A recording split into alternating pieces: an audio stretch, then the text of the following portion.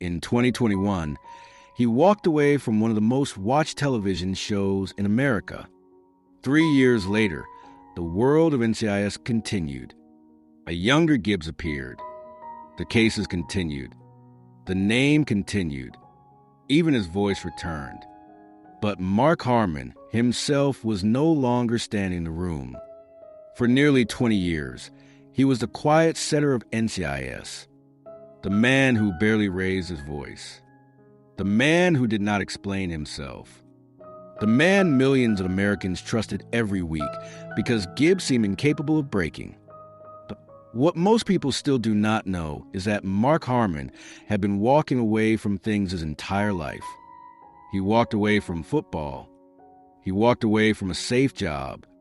He walked away from a life that looked stable from the outside. And eventually, he walked away from a role that made him one of the most dependable men on American television. So what finally wore him down? The body? The work? The silence? Or the simple truth that even the strongest men cannot carry the same room forever? That is what we are here to find out. Burbank, California. September 2nd, 1951. Mark Harmon was born into a family where ordinary was never really an option.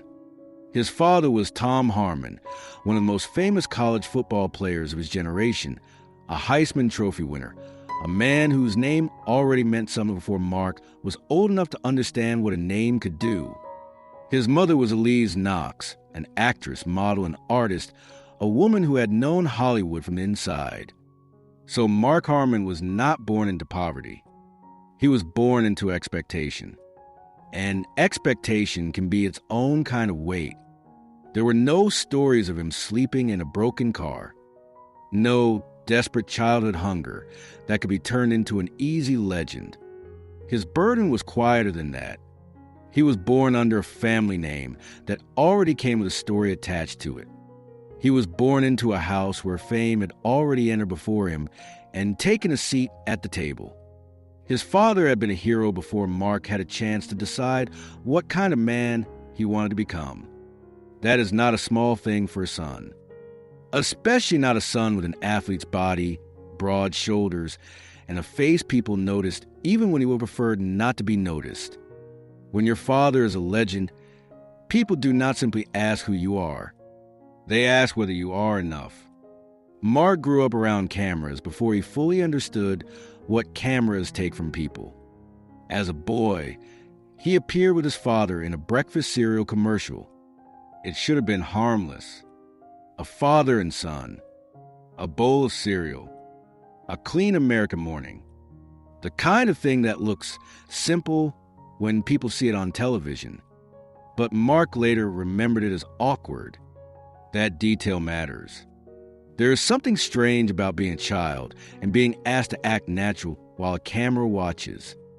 There is something even stranger about doing it beside a father who already knows how to carry public attention. The bowl on the table may have looked ordinary.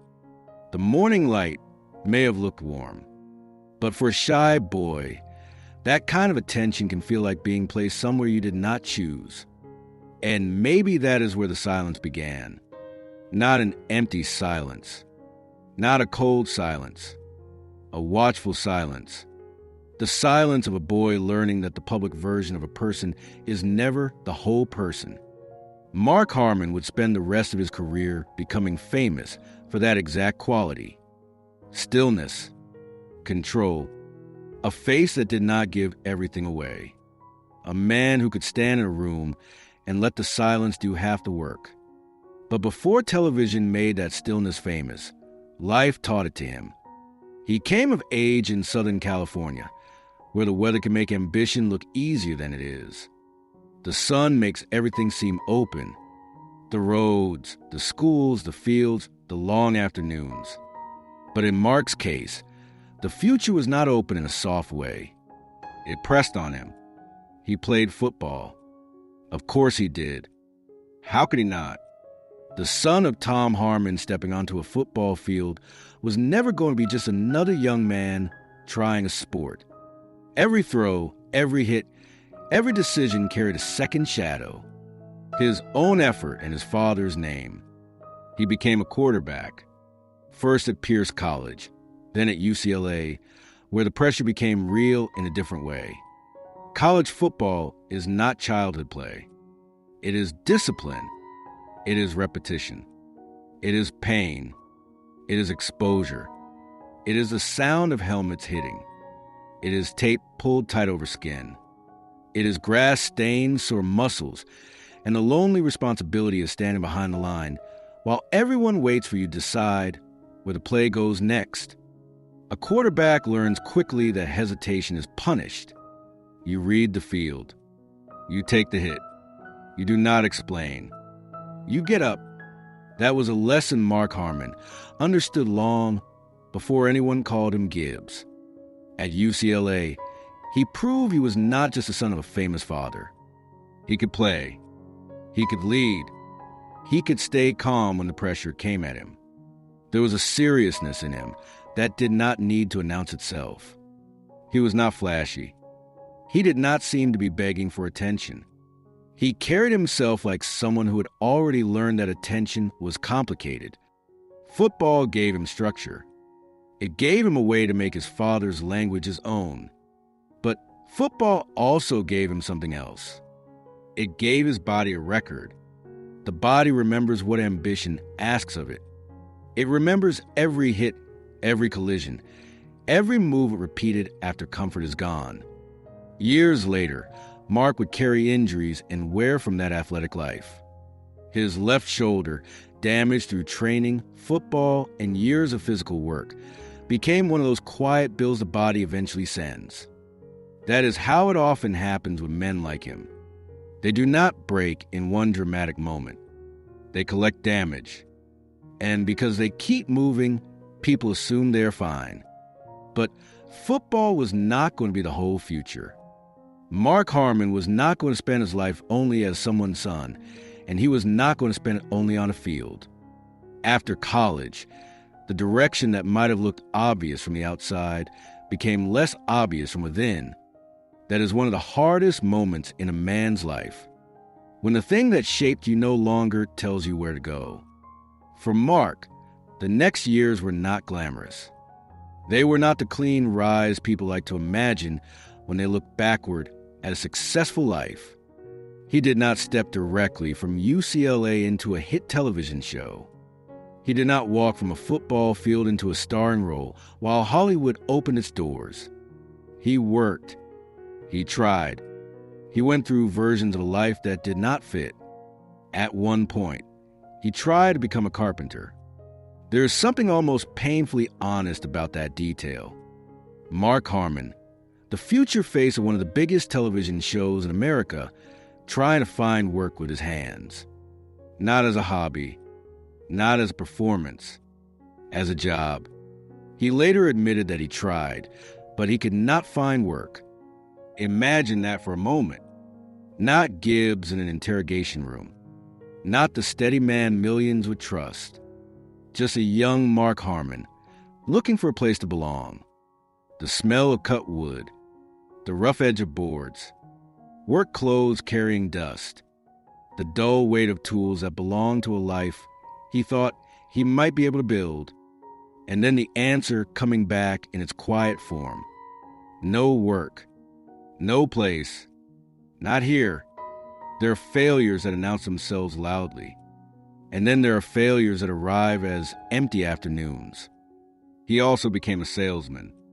He worked as a national sales representative for a shoe company. That detail sounds ordinary until you sit with it. The man who would one day become a symbol of command and authority was once carrying samples, making calls, walking into stores, trying to convince people who did not care who he was. There is a particular kind of loneliness in sales.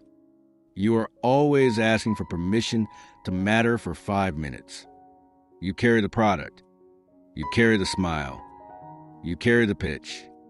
You read the face across from you, and sometimes know before the answer arrives that the answer is no. Imagine him walking into a shoe store at the end of a long day. Fluorescent lights overhead, boxes stacked too high, leather samples in his hand. The smell of rubber, polish, dust, and floor cleaner. Someone behind the counter listening with professional patience, already waiting for him to finish. That was part of his life too. Not a scandal, not a tragedy, but a slow education. He learned what it meant to be ignored. He learned what it meant to carry yourself seriously in rooms where no one had any reason to take you seriously. He learned the difference between having a famous last name and having a life that actually belonged to you. And then came the office life. Mark worked in merchandising and advertising. He had a stable job. He had a future that, from a distance, looked safe. He could have stayed. He could have continued. He could become one of those men who take meetings, make calls, travel, sell, plan, and tell themselves that ability is the same thing as meaning. There is dignity in that life. But for Mark, something felt wrong. He later said he knew he had to leave it. He knew he had to do something else. That is a dangerous kind of knowledge, because it does not arrive with instructions. It only tells you that the life you're living is not yours. Imagine him in a bright conference room, the kind of room where everything looks professional and nothing feels alive. Paper cups of bitter coffee, the low buzz of lights, notes on a table, people talking about products, numbers, and plans that matter enough to fill the day, but not enough to fill the person. From the outside, there was no emergency. That was emergency. The job was not destroying him in an obvious way. It was not humiliating him. It was not starving him. It was giving him exactly the kind of life many people are told to want. And somehow, that made it more frightening. Because if you are miserable in a terrible life, you know what to blame. But if you are empty inside a decent life, the problem is harder to name. Then came the flight. A night flight back to Los Angeles. The cabin dim. The air tired. Strangers sitting shoulder to shoulder, suspended between cities. The small cups. The smell of alcohol and recycled air. A man nearby drinking martinis and complaining that he would have to work until he was 65. That sentence reached Mark Harmon in a way the man who said it probably never understood. Sometimes your life changes because someone gives you advice. And sometimes it changes because a stranger says out loud the future. You suddenly realize you cannot survive. Mark heard that complaint and saw the road ahead. Not in theory. In a flash. Years of doing the thing that felt wrong. Years of waking up into a life chosen by caution. Years of becoming the kind of man who sits on a plane, drink in hand, bitter about the distance between what he wanted and what he became. When the plane landed, Mark did not wait for the feeling to pass. He went into the office, and he quit. That is a kind of decision people romanticize later, but it rarely feels romantic when it happens. It feels reckless. It feels uncertain. It feels like stepping off a paved road into fog. He did not have a hit show waiting for him. He did not have the role that would define him. He did not have a guarantee. He had discomfort. And sometimes discomfort is the only honest compass a person has. This is where Mark Harmon's story becomes less about fame and more about character. Because he did not leave safety, because he knew exactly where he was going. He left because he knew exactly where he could no longer stay. That difference tells you a great deal about him. Acting did not arrive as a grand prophecy. It arrived sideways, almost accidentally, the way some real callings do. One day, Mark was watching Dragnet on television. Most people watch a show and leave it there. Mark did something different. He picked up a phone and called the set. That sounds almost impossible now. It probably sounded strange then too. But there's a kind of courage in not knowing the proper way to begin. There's a kind of innocence in making a call that more experienced people might have talked themselves out of making. He reached out awkwardly, said what he could say, and somehow the line did not close. A door opened, not a grand door, not the kind with spotlights and applause, just a crack, enough to step through if he was willing to look foolish. And that may be the real beginning of his acting life. Not a glamorous discovery, not a perfect plan, a phone call that should not have worked. That detail matters because it tells you something about him. Mark Harmon was never the loudest man in the room, but when something inside it became clear, he acted, leaving a safe job, making an unlikely call, walking into an uncertain profession. He did not perform rebellion. He simply moved when the old life no longer fit. The early acting years were not immediate glory. They almost never are. There were small parts, waiting, learning, the quiet embarrassment of trying to become known without looking desperate to be known. He was handsome enough that people noticed. That helped, but it also complicated things. Handsome men, like beautiful women, are often underestimated in a different way. People see the face and assume the work is easier. They assume presence is the same as depth. They assume the camera does the job for you. But Mark had something the camera could not create. He had restraint. He did not push emotion toward the audience. He held it back. He allowed people to wonder what was underneath. That is rare on television, where so many performers try to prove they are acting by showing too much. Mark Harmon showed less, and that made people lean in. By the 1980s, audiences began to know him more clearly. He appeared in television and film with increasing confidence, building a career not through one giant explosion, but through steady accumulation. That kind of career is easy to underestimate. A sudden star looks dramatic. A steady actor looks simple. But steadiness takes discipline. It means doing the work again and again until people begin to trust you without even realizing when that trust began. He appeared in ST. Elsewhere, and his work there helped move him from promising actor to someone viewers recognized and remembered. He became visible enough to be called one of the most attractive men in America, but there was always something in him that resisted being reduced to that. He was good-looking, yes, but that was not the thing. The thing was steadiness. He had the kind of face that seemed to hold back a whole story. He had the kind of voice that did not need to rise. He had the kind of stillness that made chaos around him feel less chaotic. Slowly, without forcing it, Mark Harmon became one of those actors audiences felt safe with. That is different from being exciting. Excitement comes and goes. Trust lasts. And trust would become the foundation of the role that changed everything. Before Gibbs became a television institution, he appeared in JAG. Leroy Jethro Gibbs was not introduced as a man begging to be liked. He was hard, quiet, direct, and private. He did not waste words. He did not explain his grief.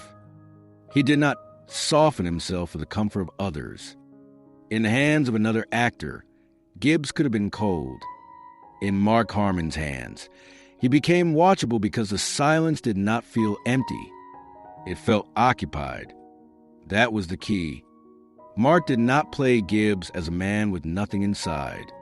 He played him as a man with too much inside, pushed down into control. And America understood him. Maybe not immediately, but steadily, week after week, case after case, year after year. NCIS premiered in 2003. At first, it was not necessarily treated like a future giant. Television is full of shows that begin, struggle, and disappear. But NCIS did not disappear. It grew. It settled into American homes. It became part of the weekly rhythm for millions of viewers. And at the center of it was Mark Harmon. Not loud, not flashy, not desperate. Just there. That may sound simple, but it is not. Holding the center of a long-running television show is one of the hardest kinds of acting because the work begins to disguise itself as routine. The audience sees the same man every week and starts to believe he is effortless. The crew sees him every day and starts to rely on him as a structure. The network sees the ratings and starts to treat the person like part of machinery. But a human being is not machinery. For almost 20 years, Mark Harmon carried Gibbs. And Gibbs carried NCIS. The cases changed. The agents changed. The cast evolved. Characters came and went. But Gibbs remained the moral gravity of the show. A look from him could end an argument. A pause from him could carry more weight than another actor's speech. He became the kind of television character people did not simply watch. They depended on him. That is a strange thing to say about a fictional federal agent, but it is true. For viewers, especially older viewers, Gibbs represented order in a world that often felt less order by the year. He was old-fashioned without apology. He had rules. He believed in loyalty. He believed in work. He believed in silence when silence was stronger than explanation. And Mark Harmon understood that because some part of him seemed built from the same material. But the cost was not small. Television, at that level, is not glamorous from the inside. It is hours. Long hours. Brutal hours. Early calls. Late wraps. Repeated takes. Emotional scenes done under hot lights. Action scenes adjusted around aging bodies. Lines memorized in trailers, kitchens, cars, hotel rooms. A life scheduled by other people. Mark once recalled that in the early days of the show, the hours could be extreme. On the first episode, he remembered working a day that stretched to 22 hours. 22 hours. Sit with that number. That is not a normal workday. That is a test of the body and the mind. That is a kind of day where the coffee goes from helpful to bitter, where the lights start to feel too bright, where the soundstage becomes its own world, where everyone is tired but no one wants to be the first to say it. And then you come back. The next day, the next week, the next season, for years. That is what audiences do not see when they love a show. They see the finished hour. They see the team. They see the music. They see the strong man in the center of the room. They do not see what it takes to keep that man standing there. And Mark did not only act on NCIS. Over time, he became more than the face of the show. He carried responsibility behind the scenes too. Producer, executive producer, senior presence.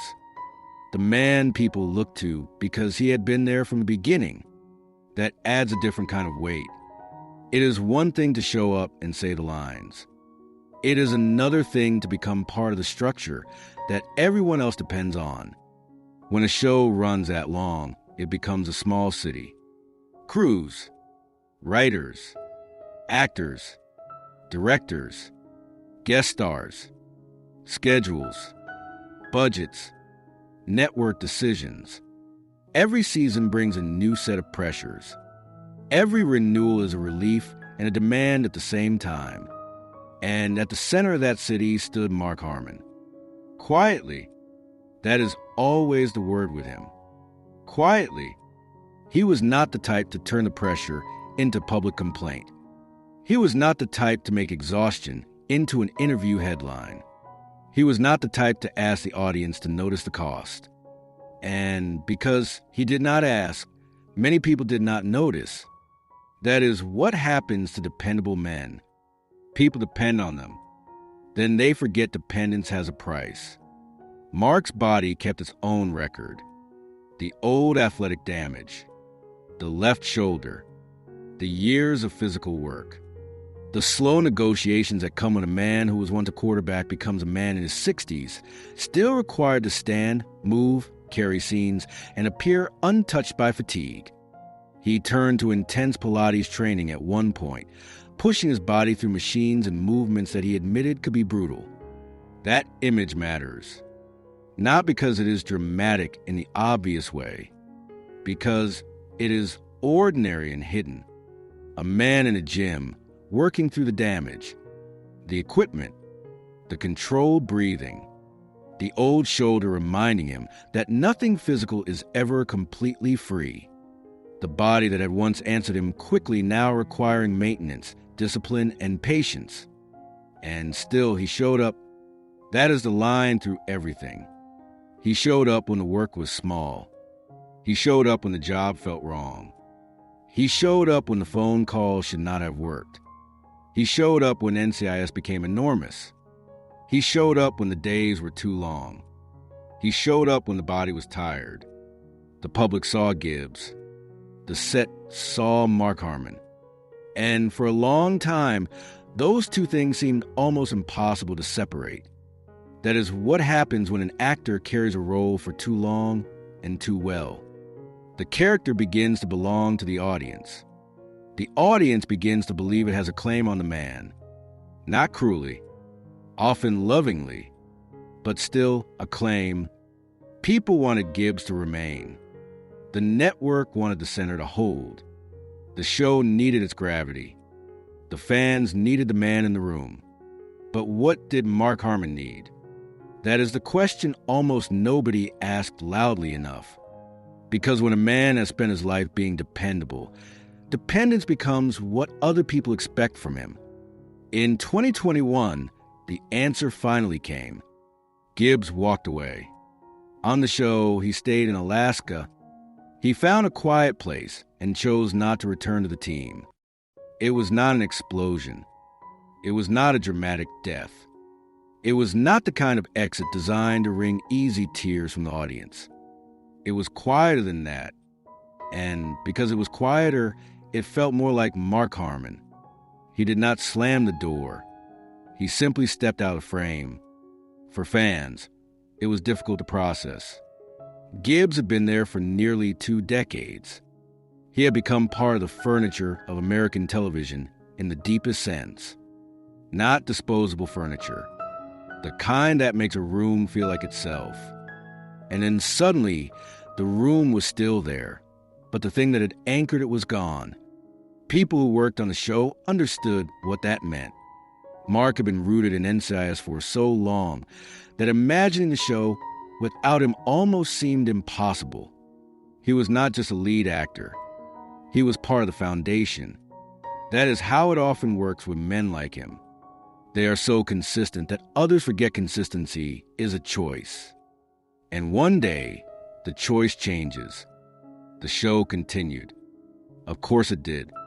Television is a business before it is a family, no matter how much audiences love illusion. The cases continued.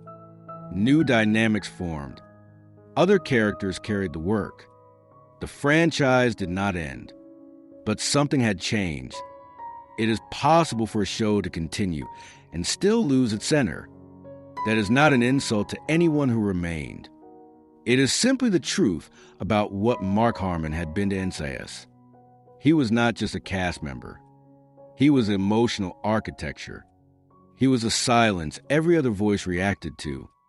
He was a fixed point.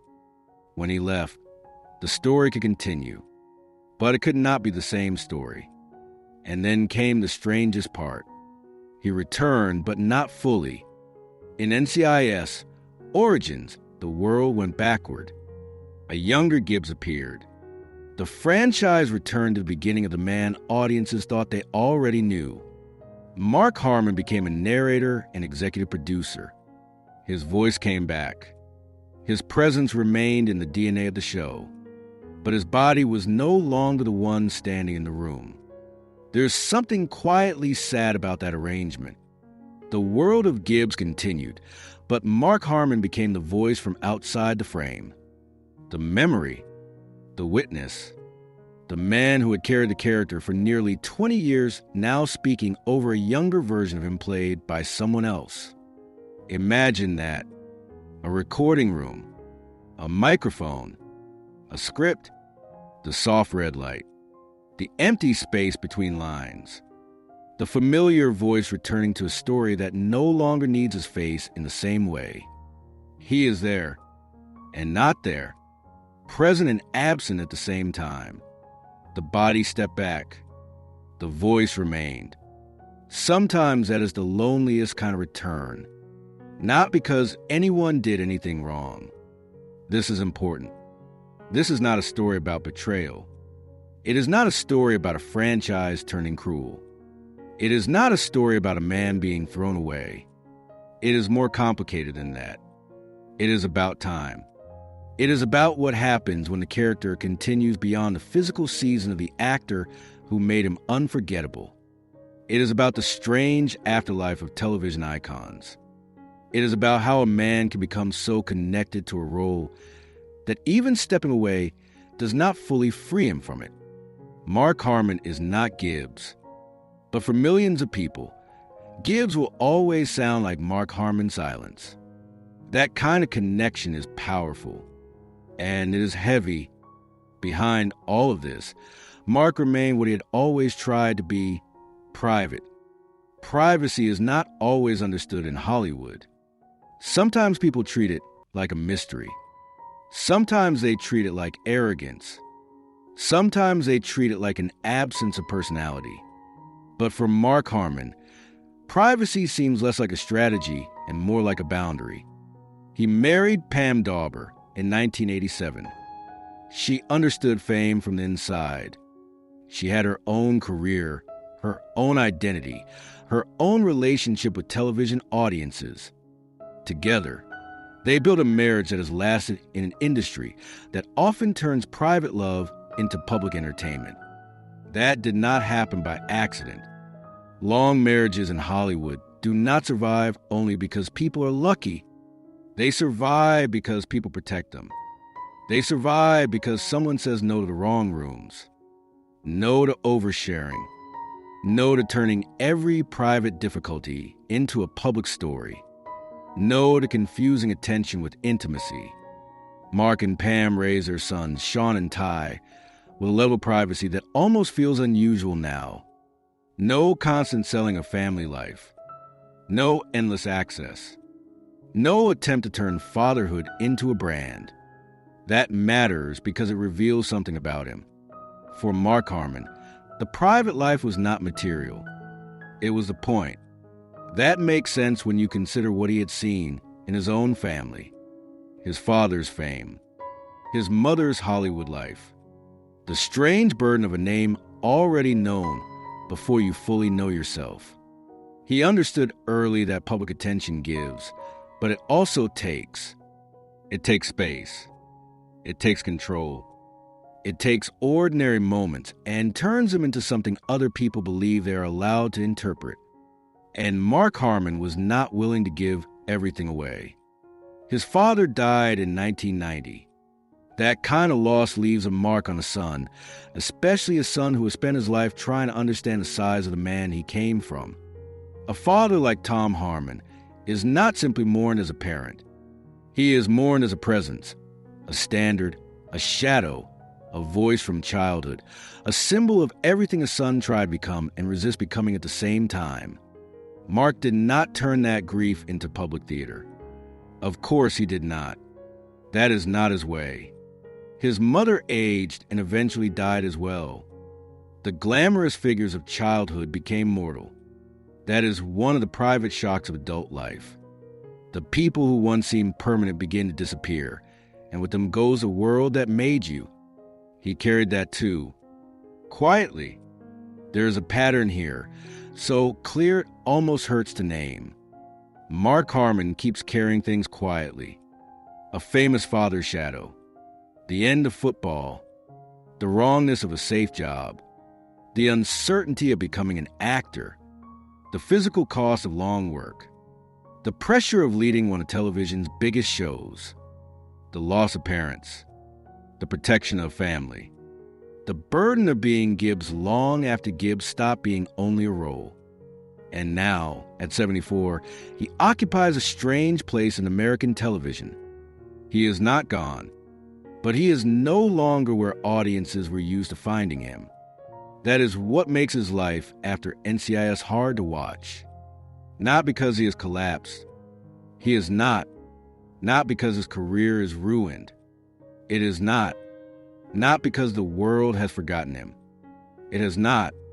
It is hard to watch because for nearly 20 years, Mark Harmon represented a kind of strength that felt permanent. And now we are being reminded that even the men who seem permanent are not. They age. They get tired. They step back. They become voices in rooms where they once stood. They become memories while still alive. That is one of the strangest parts of fame. A person can still be living, still working, still thinking, still contributing, and yet the public can already begin treating him like a chapter from the past. For fans, that can feel like grief. Not dramatic grief. Not the grief of losing someone completely.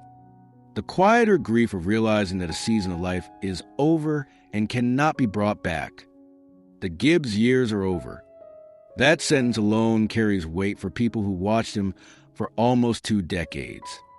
The weekly ritual, the rules, the team, the head tilt, the pauses, the basement boat, the coffee, the sense that no matter how chaotic the case became, Gibbs would eventually restore order. That kind of television companionship is not small. People invite characters into their homes for years. They age alongside them. They lose spouses, retire from jobs, raise children, bury parents. And through all of that, the same familiar face appears every week. It becomes part of the rhythm of ordinary life. Mark Harmon gave people that, and then he stepped away. Maybe he had earned it. No, not maybe. He had earned it. The harder question is why it still hurts to see. Maybe because viewers never only miss Gibbs. Maybe they missed the feeling Gibbs gave them. The feeling that someone calm was in charge. The feeling that experience mattered. The feeling that silence could still be strong. The feeling that a man did not have to explain everything to be understood. Those things feel rarer now. So when Mark Harmon retreats from the center, something larger seems to retreat with him.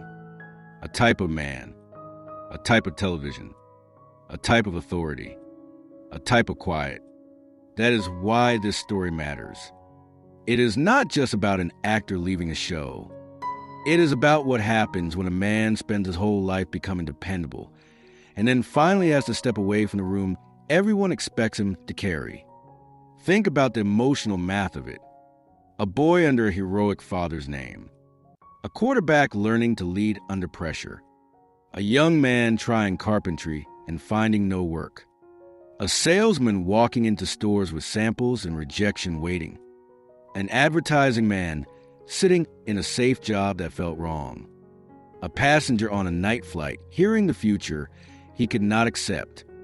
A young actor making a phone call that should not have worked. A television star slowly becoming the most trusted man in the room. A body absorbing the years. A husband and father guarding his private life. A son burying his parents. A man leaving NCIS without turning the exit into a spectacle. A voice returning to narrate the younger version of the character he made famous. That is not a simple life. It is a life built on restraint. And restraint is not the absence of feeling. Sometimes restraint is where feeling goes when a person does not know how else to survive it. Mark Harmon's entire public image is built on the things he does not say. That is why audiences trusted him. That is why Gibbs worked. That is why his silence felt full instead of empty. But there's a cost to being that kind of man. People may admire your strength so much that they forget you are carrying anything. People may love your stillness so much that they forget stillness can be exhaustion. People may call you dependable until dependence becomes a cage. And perhaps, after all those years, Mark Harmon finally did the one thing dependable men are rarely allowed to do. He stepped away, not with anger, not with complaint, not with scandal, not with a public fight. He simply chose a quieter position. And there is dignity in that. There is also sadness. Because a quieter position means the audience no longer gets to see him every week. It means the man who once carried the room now lets someone else stand in it. It means the voice remains, but the familiar face is not there in the same way. It means time has done what time always does, even people who once seemed immune to it. It moved him forward. Forward does not always look like victory. Sometimes forward looks like absence. Sometimes it looks like a microphone in a recording room. Sometimes it looks like a producer credit instead of a close-up. Sometimes it looks like a younger actor wearing the history you built. Sometimes it looks like going home. And maybe home is where Mark Harmon always wanted to protect the most. Not the set, not the network, not the franchise, not the public idea of Gibbs. Home, the place where he does not have to carry the room. The place where he is not required to be anyone's symbol of discipline, justice, fatherhood, or command. The place where he can be a husband, a father, a son of people now gone, and a man who has finally earned the right not to explain every silence. That is difficult for fans because fans want access. They want to know how he is. They want to see him. They want one more scene, one more return, one more moment where Gibbs walks through a door and everything feels the way it used to feel. But love sometimes has to accept distance, especially when the person being loved spent almost 20 years giving more than most people understood. Mark Harmon did not give America a loud goodbye. He gave America something more painful, a quiet one. And quiet goodbyes have a way of lasting longer, because they leave space for people to feel what was not said. He did not tell the audience to mourn. He did not ask them to applaud his endurance. He did not explain the full cost of the work. He did not turn his exit into a final speech about legacy. He just walked out into Alaska as Gibbs, then came back as a voice. That may be the most Mark Harmon ending imaginable. Not finished, not gone, just farther away. And if that feels hard to watch, maybe it is because we know what it means in our own lives too. Everyone eventually reaches a point where they cannot carry the old role in the old way. The parent whose children no longer need them every day. The worker who leaves a job that gave life structure. The husband who has spent years being strong and finally feels tired. The athlete whose body no longer answers as quickly. The private person whose losses are invisible because they never made them public. Mark Harmon's story reaches people because beneath the fame, it is about that. The moment when strength changes shape. When you stop proving yourself by staying in the center and start proving yourself by knowing when to step back. That is not weakness. That is wisdom. But wisdom can still hurt, because the audience remembers the old image. The Gibbs who could stand in the doorway and control the entire room. The man who seemed immovable. The man whose stare could stop a lie. The man whose silence felt like a wall. And now the real Mark Harmon is older, quieter, more private, less visible, still connected to the world he helped build, but no longer consumed by it in the same way.